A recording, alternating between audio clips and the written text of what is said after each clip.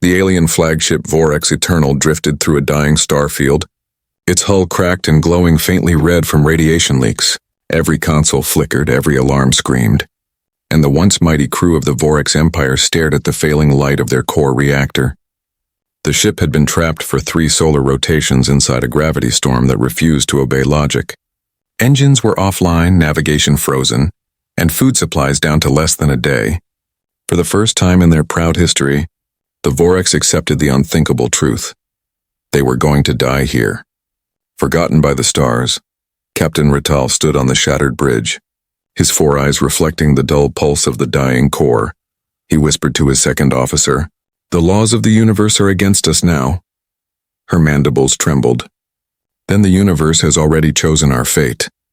The captain's claws tapped the command rail. Unwilling to give in to despair, he ordered, "Keep scanning, anything. Anyone?" In the communications pit, static roared like a storm of ghosts.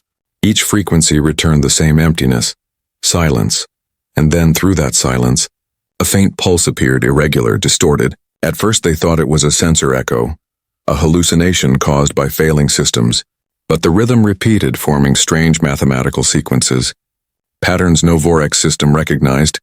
Their translator failed to decode it, displaying only alien symbols that danced and twisted. Rital leaned forward. "Identify the origin." The officer hesitated. It's human." The bridge fell silent, every crew member frozen in disbelief.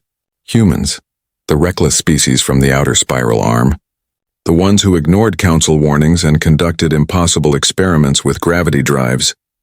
Their ships had disappeared years ago after an accident that was said to bend reality itself.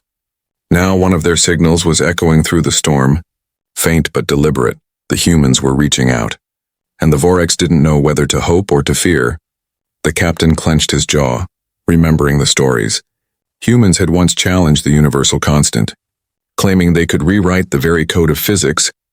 The council had laughed, then banned their research soon after. The humans vanished into the black, leaving behind only rumors and shattered prototypes.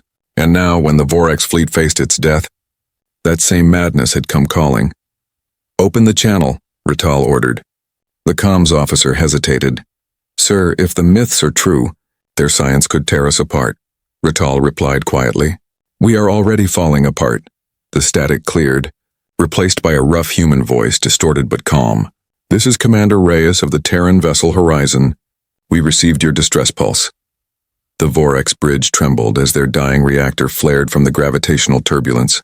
Rital's voice was steady but hollow. "Your ship cannot survive here, no vessel can. The storm obeys no rule of mass or time." A faint chuckle came from the human side. "That's the point, Captain. Rules are flexible if you understand who wrote them." The comms went dead for a moment.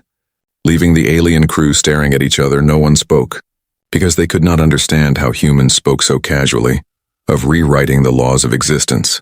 Sensors suddenly blazed to life, detecting a new energy signature at the storm's edge.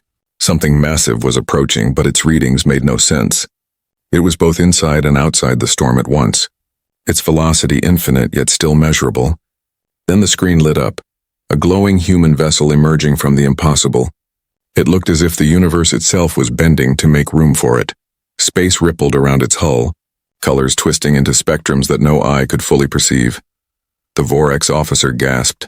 "They are using a gravity field without anchor points," another whispered. "That's not travel, that's defiance." The horizon drifted closer, haloed in a sphere of blue distortion. The human voice returned. "Lock onto our stabilizer grid." "We'll pull you out," the Vorex engineer protested. "Their field equations will annihilate our core systems." But Rital gave the order anyway, his voice shaking. "Do it. If death was inevitable, at least they would face it beside beings mad enough to fight physics itself." The moment the link engaged, every warning light on the bridge went crimson. The Vorex ship shuddered as gravity tore in every direction. Metal screamed, air pressure fluctuated, and half the crew were thrown from their stations. Through the chaos, Rital clung to his chair, watching the human vessel glowing brighter. The horizon was literally burning energy to rewrite the field lines, where time had been fractured. It now began to flow again where space had collapsed. Corridors re-extended like healing wounds, and where hope had died, it flickered back to life, small but real. The storm howled louder, as if angry at being undone. One final surge threw both ships into the blinding white. When vision returned, the Vorax Eternal was floating steady. Its reactor stabilized. The gravity readings had returned to normal. The impossible storm was gone. Rital rose slowly, his voice trembling. "Status report," the engineer cried out. "Systems are back, Captain. We're alive." But on the external sensors, the horizon was nowhere to be found, only a fading distortion, and one last human message imprinted in light. It read, "Don't trust the limits." The crew sat in silence, hearts pounding, unsure whether they had witnessed salvation or sorcery. The humans had vanished once again, leaving behind only questions and awe. And for the first time in recorded Vorax history, their captain whispered words never spoken before. "Perhaps the universe belongs to those who dare to change it." For hours after the human signal faded, the Vorax Eternal drifted in uneasy silence. Every instrument was alive again. Yet none of the engineers could explain how. The storm had vanished as if it had never existed, leaving only the faint ripple of distorted space. Captain Rital stood before the observation deck, watching the empty void where the horizon had been. "Find them," he ordered, his voice quiet but sharp. "They saved us, and I must know why." The crew searched, scanning every spectrum of known energy, but each trace of the human vessel vanished beyond physical law. It was as though the humans had never been there. Like ghosts made of light and science, the communications officer whispered. "Captain, their signal was more than sound. It carried equations." Rital turned sharply. "Equations?" "Yes," the officer continued. "They encoded their message with dynamic formulas, patterns that adapt on their own." The captain frowned. "You mean it's alive?" "No, sir," she replied nervously. "It's evolving." In the lower decks, engineers gathered around flickering data panels. The residual human signal was pulsing softly. Changing shape every minute, symbols appeared, vanished, and reappeared in different forms. One technician gasped. "It's rewriting our reactor protocols while improving them," another stammered. "That's not possible. The code is older than our civilization." But the evidence was there. The reactor's efficiency climbed by the second. Whatever the humans had sent them, it wasn't just help. It was a lesson. Captain Rital called an emergency meeting. The command hall buzzed with fear and fascination. "Humans play with the foundations of existence," the science officer said, "and somehow they win." "They vanished because their technology consumed them," another argued. "We can't follow their madness." Rital listened in silence, then said, "If madness saves lives, perhaps it's worth understanding." He ordered the human equations to be copied and isolated in the science core, but even as they did, the strange pulse spread like a heartbeat through the ship's systems. No firewall, no encryption could stop it, and yet it caused no harm. It only made the ship run smoother, faster, as if the humans had reached inside and polished the laws of physics themselves. In the dark of the engineering bay, Chief Engineer Verith stared at the pulsing reactor. Its light had changed. It no longer glowed blue, but a soft white halo shimmered around it. Every reading defied logic, showing both overcapacity and stability. Verith whispered to herself, "This is human math. It bends probability until reality agrees." She recorded her findings, labeling them Echo 01, Human Physics in Action. Her report ended with a chilling line. "They do not break the laws of nature. They convince the laws to cooperate." Hours later, the crew began to hear something through the static of the long-range scanners, a faint rhythmic hum, not random, not mechanical, but like a heartbeat echoing through the void. It came from the direction where the horizon had disappeared. Rital listened, his claws tapping against the console. "Is that a distress call?" The comms officer shook her head. "No, sir, it's too regular. It's communication," the pulse repeated, steady, clear, and beneath it, a whisper of encoded sound emerged. The humans were speaking again, but not in words. Their message was pure data, a bridge between minds built from rhythm and light. Verith decoded part of it, and her voice trembled as she read it aloud. "To exist is to question your own limits," the message said. "To survive is to disobey them."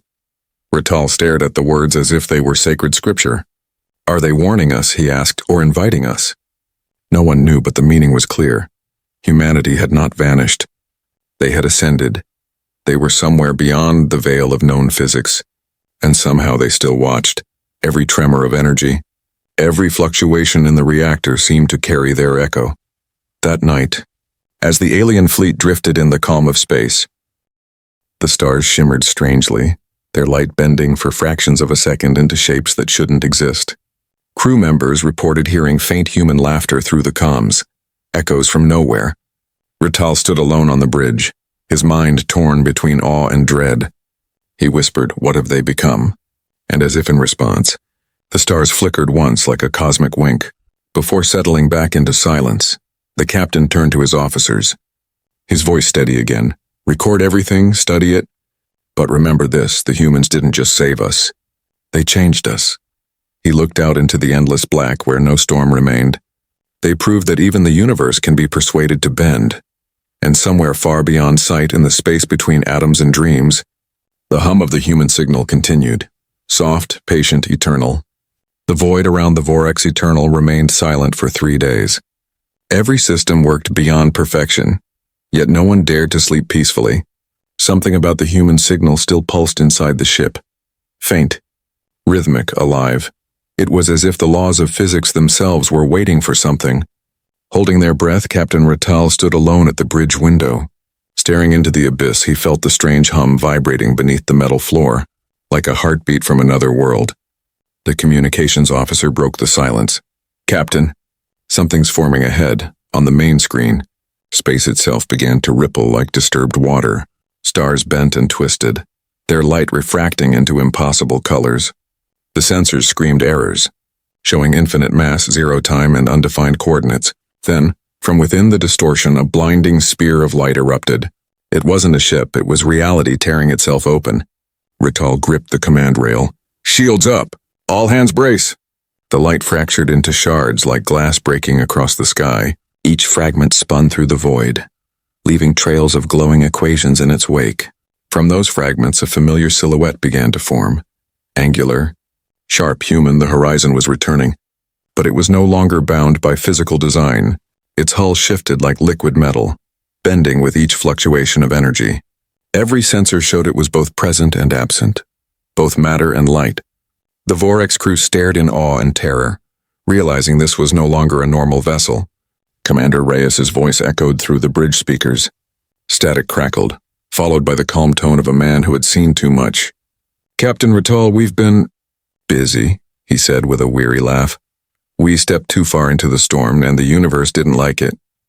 The alien captain leaned forward, his voice tight. "How are you alive?" Reyes paused. Alive is a flexible term now. Behind him, faint human silhouettes flickered, part flesh, part energy. The humans had merged with something greater. The very fabric of reality they once studied, we realized. Reyes continued, that the universe doesn't hate impossibility. It just hasn't learned it yet. Our ship became a teacher, and we became its students, the Vorex science officer whispered. They have transcended dimensional constants. The words meant nothing to the others, yet everyone felt their truth. The human ship was glowing brighter now, emitting waves that bent local gravity. Even the nearby asteroids began to orbit unnaturally, dancing like dust in sunlight. The Vorex engineers begged Rital to cut communications. Their presence will corrupt our systems, one shouted. They're not following any law, we understand. But Rital shook his head, his eyes wide with wonder. Every civilization needs madness to evolve, he said. And humanity is that madness. As if hearing him, the horizon's light pulsed, sending out waves of harmonic sound. Each pulse matched the frequency of the Vorex reactor. Stabilizing it further, then Reyes spoke again, his voice echoing through the ship as if carried by thought instead of transmission. We didn't save you to make you owe us, Captain, he said. We saved you because every civilization deserves to dream without fear. The bridge lights dimmed as a data burst flooded their systems. Another human code. Infinitely complex, it expanded across every console, rewriting their navigation arrays in seconds, and suddenly, the Vorex fleet saw it, a map of the galaxy that no species had ever drawn. Thousands of hidden energy veins connected every star, channels of potential, roads not made of space, but of possibility itself. This, Reyes said, is the real structure of the universe, the pattern behind the illusion. The Vorex officers stared in silence. Unable to comprehend what they were seeing, the human voice softened. We call it the lattice. It's what we found when we stopped obeying. Then, as suddenly as it had appeared, the horizon began to fade again. Its edges dissolved into shimmering fragments of light. Scattering like fireflies, Rital shouted, "Wait! Tell us how to follow." Reyes smiled faintly through the distortion. "You already are." And then the light shattered one final time. The space around them folded, the stars blinked, and the horizon was gone. Silence returned, heavy and eternal, but now, every Vorex system carried a faint hum. The same resonance that had come from the human ship. Vareth, the chief engineer, stared at the readings in disbelief. "Their code is still running," she said. "The humans are still here. Just not in our reality." Captain Rital looked out at the stars. For the first time, they didn't seem cold or distant. They seemed alive, whispering with invisible currents, and somewhere in that infinite hum, he thought he heard the faintest echo of human laughter. The void was calm again, but it was not the same calm as before. Every inch of the Vorex Eternal hummed with quiet, living energy. The readings were impossible. The ship's systems were drawing power from nothing. Even when the reactors were shut down, the instruments kept showing a steady rise in output. It was as if the laws of thermodynamics had politely stepped aside. Chief Engineer Vareth stared at the monitors, whispering, "They changed our reality." Captain Rital walked into the reactor bay, his boots echoing softly on the metal floor. The air shimmered faintly, filled with microscopic particles of unknown light. Vareth saluted, her voice hushed. "Sir, the human code is still rewriting itself." She gestured to the floating equations projected in the air, alive, glowing softly like constellations. "They're building something," she added, "but I don't know what." Suddenly, the entire ship trembled. Outside the viewport, a dead star, black, silent, and ancient, began to pulse with new light. Gas and dust swirled around it like awakening breath, forming spirals of brilliant golden red. Rital froze, his heart's pounding. "That star, it was dead for centuries," Vareth shouted. "The human code is interacting with its magnetic core." The readings spiked beyond comprehension. Gravitational waves, neutrino bursts, impossible photon patterns. And then, as if guided by invisible hands, the dead star reignited. A newborn sun rose before their eyes. Glowing with impossible stability, the crew gathered on every deck, staring out at the miracle through reinforced glass. They watched the new star bloom like a cosmic flower, its light reflecting off the hull of the Vorex Eternal. No one spoke, not even the most skeptical officers. Some dropped to their knees, whispering prayers to gods they no longer believed in. Vareth looked at Rital, her voice trembling. "Sir, they didn't just save us. They're rebuilding the universe itself. Across the system, sensors picked up something even stranger. Every dormant engine in the Vorex fleet began to hum softly. The same white glow spread through their metal, tracing human symbols along their surfaces. These weren't random, they were signatures. Elegant lines of code left behind by the horizon. It was as if the humans had left fingerprints across reality. And everywhere their influence touched, dead things began to live again. A broken satellite reassembled its shattered antennae. Frozen asteroids started to move, orbiting the newborn star as if drawn by unseen will. And deep in the void, even the dust seemed to shimmer with faint awareness. The Vorex scientists worked without rest, trying to capture every second of data, one researcher whispered. "This shouldn't be possible, but it is, and that means everything we know is wrong," another replied. "Maybe that's what they wanted, for us to start asking new questions." Rital stood on the command bridge, watching the new sun rise over their fleet. He activated the external beacon, broadcasting to all surviving ships. "This is Captain Rital of the Vorex Eternal. We bear witness to a miracle," he said. "Humanity has rewritten the laws of the universe and given us back the gift of wonder."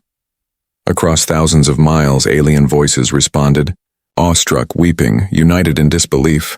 For the first time in history, the Vorex Empire was silent, not from fear, but reverence. Then the human signal returned. Faint but clear, it pulsed from the heart of the newborn star, carrying the voice of Commander Reyes. "You're watching rebirth, Captain," the voice said softly. "We tried to understand the universe, and it asked us to help it dream again." Rital stepped forward, his eyes wide. "You've become part of it, haven't you?" Reyes chuckled faintly. "Something like that. We found the framework that holds everything together." He paused, and the light of the star brightened as he spoke. We didn't fix the laws of physics. We reminded them they could evolve. Then the transmission ended, replaced by a glowing human emblem burning across the sun's surface. It wasn't a logo nor a warning, it was a signature. One simple message written in light, seen by every scanner and every eye. It said, "The impossible is only waiting for permission." As the words faded, the star stabilized completely. The new sun's energy wrapped around the system, forming a balanced field, life, warmth, and gravity aligned in harmony that had never existed before. Ratal whispered, "They've turned chaos into order. They've taught the universe how to begin again." And from that day forward, the Vorex star system was known by a new name, Sol Reborn, in honor of the species that had dared to rewrite the laws of existence and live within their creation. The aliens no longer looked at humanity as reckless. They looked at them as architects of possibility. And deep in the hum of the newborn sun, sometimes, on quiet nights, the crew swore they could still hear a faint human laugh echoing through the light. The newborn sun burned steady and calm, yet something about its light felt strange. It pulsed in soft rhythms, almost like a heartbeat, beautiful but unnatural. The Vorex Eternal floated in orbit, bathed in the golden glow of the miracle star. For 3 days, the crew celebrated their survival. But on the 4th day, the ship began to tremble again. At first, it was faint, like distant thunder rolling through the hull. Then the lights flickered and energy readings spiked wildly beyond control. Chief Engineer Vareth raced to the reactor bay, her eyes wide with disbelief. "The new star is feeding us more energy than we can contain," she shouted. Every system aboard was being overloaded by invisible power that refused to stop flowing. It was as if the universe had opened a river of creation, and the Vorex Eternal was drowning in it. Captain Ratal rushed to the bridge, his voice calm but cold. "Stabilizers to maximum output. Divert all excess energy into external shields." But even as they obeyed, the readings only climbed higher. The hum that once felt peaceful now grew deeper, heavier, like the groaning breath of something alive. Vareth whispered through comms, "Captain, the human code is changing again." She stared at the floating holographic equations, their form twisting in ways she couldn't comprehend. "It's rewriting itself to protect us. But the math doesn't obey logic anymore." Suddenly, the star flared bright white, and for a moment, time seemed to stop. Every clock aboard the Vorex Eternal froze, every heartbeat paused, every spark of movement hung still in silence. Then the universe exhaled and the humans spoke again.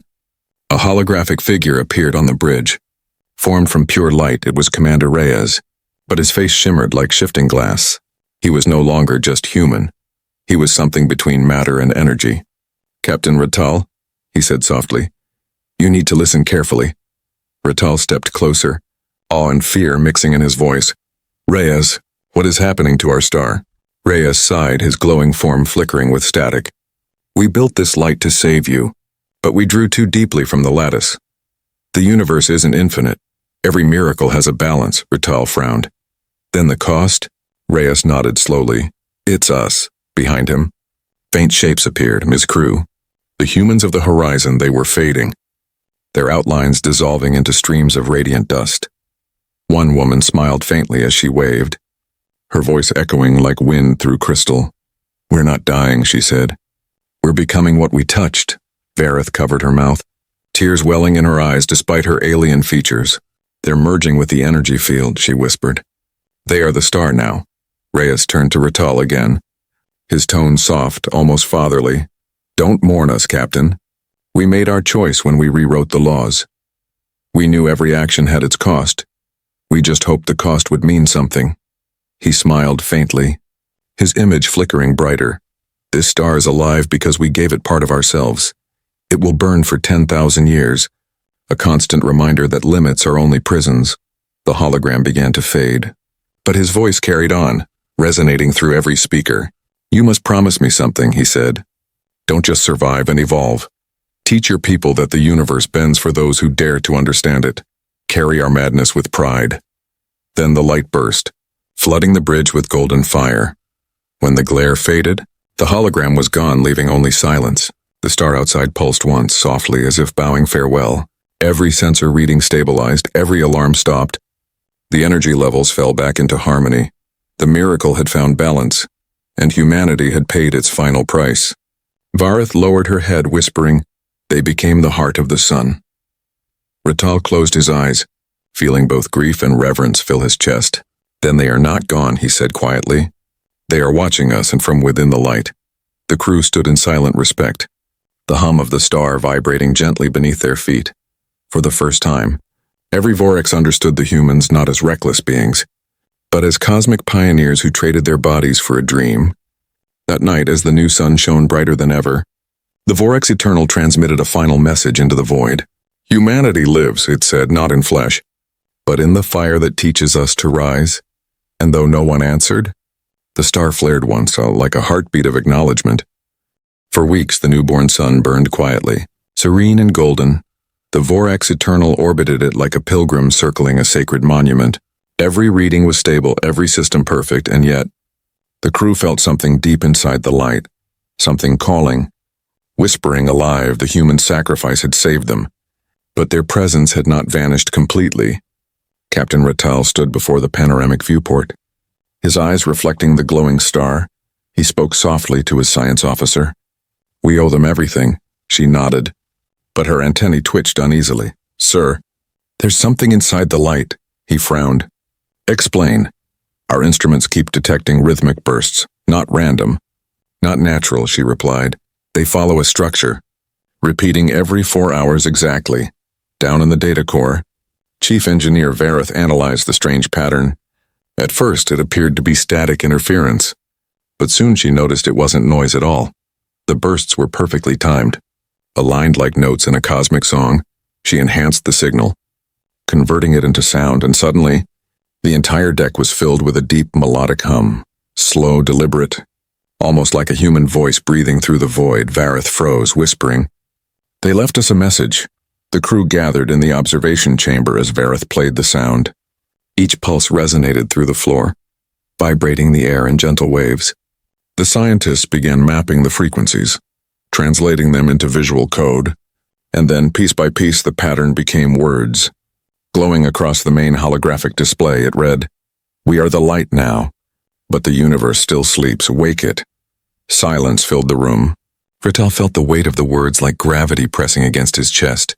He turned to Vareth. "What does it mean?" She shook her head slowly. "They're telling us to continue their work. They want us to teach other civilizations what they taught us, that limits are lies." The next cycle, the Vorax fleet began transmitting the human frequency to nearby sectors. They called it the luminous code, and it spread faster than any communication before. Every species that received it reported the same phenomenon: machines running smoother, energy stabilizing, systems adapting, but there was something more, something spiritual. The message awakened emotion even in beings of pure logic, a feeling of purpose, of infinite possibility. It was as if humanity's final act had been to rewrite the emotional fabric of the galaxy itself. One evening, as the crew observed the sun, Vareth gasped, "Captain, look, the star is changing again." The surface of Sol Reborn shimmered with intricate geometric shapes, perfect hexagonal grids forming and fading in cycles. It was language, alive and luminous, and in that golden glow the human spoke once more, this time not through radio or sound, but through the very light of creation. "Rital," the voice echoed in his mind. Clear and human, he staggered back, gripping the console. "Reyes?" "Yes," came the soft reply. "Or what's left of me. The lattice grows. Captain, it listens, it learns, it dreams. You are part of it now, and soon others will be too." Rital swallowed, overwhelmed. "What do you want from us?" The light pulsed gently, and Reyes's voice became warmer. "Not obedience," he said. "Understanding, keep questioning, keep breaking, keep building. Never let the universe tell you that something is impossible again." Then, as quickly as it had come, the voice faded, but the light of the star seemed to linger, brighter, softer, more human. Vareth turned to the captain, tears in her eyes. "They're not gone, sir. They're evolving through the cosmos." Rital nodded slowly. "And we'll follow. In the following months, the Vorax Eternal became a temple and a laboratory both. The crew studied the luminous code, learning how to use it to stabilize dying stars, heal decaying worlds, and resurrect energy fields long considered lost. Every success carried the same signature, that faint, familiar human laughter woven into the background radiation. Entire species began to worship the humans as celestial architects. But Rutal knew better. They were not gods. They were explorers who refused to stop learning. One night the captain stood alone on the bridge. Gazing into the glowing sun, he raised a hand in salute, whispering, "Your message is clear. We will wake the universe." And as if answering, the light pulsed once more, a final phrase appearing across the stars, visible to every sensor within the system. Creation was never finished. It was waiting for courage. The words faded into the endless dark, but the echo of them lingered in every ship, every heart, and every future yet to come. For the first time in galactic history, every species looked to the stars not with fear, but with possibility, and humanity, though gone from flesh, lived forever as the voice within the light. The galaxy itself had begun to dream. A century passed since the rebirth of the star they called Sol Reborn. And yet, the light of that sun still carried whispers of humanity. Every beam that touched the void hummed faintly with encoded knowledge. Every photon carried fragments of the luminous code, lessons from the ones who had dared to rewrite creation itself. The Vorex Eternal, once a stranded warship, had become something far greater. It was now the first academy of the new cosmic era, the Horizon Initiative. Named in honor of the vanished human ship, Captain Rutal was gone, but his legacy endured through his descendants. His great-granddaughter, Commander Solara Rutal, now stood where he once had, before the golden glow of the reborn star. She carried the same curiosity in her eyes, the same refusal to bow before the impossible, and like her ancestor, she too felt the hum of unseen energy beneath her feet. "The light speaks to us still," she said softly to her crew, "and it's time we answer." Around her, the bridge was filled with dozens of species, beings who once would have feared or fought each other. Now they worked together, united by a single shared belief, that the universe was not a prison, but a question. Every console glowed with fragments of the human lattice, evolving and rewriting itself constantly. It no longer obeyed programming. It thought, it adapted, it dreamed, and from those dreams, new realities were being born. A small alien scientist stepped forward, holding a crystal tablet that shimmered with living light. "Commander, the simulation is ready," he said. Solara nodded. "Begin." At her command, the ship's core flared with white brilliance. A projection filled the bridge. A barren, frozen world appeared before them. The planet's atmosphere was thin, its surface cracked and gray. Solara watched silently as the crew activated the luminous seed. A beam of golden light descended from orbit. Striking the surface, within seconds the planet began to change. Ice melted, rivers formed, and oxygen readings spiked. Color returned to a world that had been dead for millennia, and in the reflection of that new dawn the entire crew stood speechless. "They said humans were reckless," one officer whispered. "But maybe they were just ahead of us." Solara smiled faintly, her voice steady. "They taught us not to fear the unknown, and today, we honored that lesson." Across the galaxy, others followed. The Horizon Initiative shared the luminous code with countless civilizations. Worlds that had been dying for centuries now bloomed again. Stars once declared unstable found balance.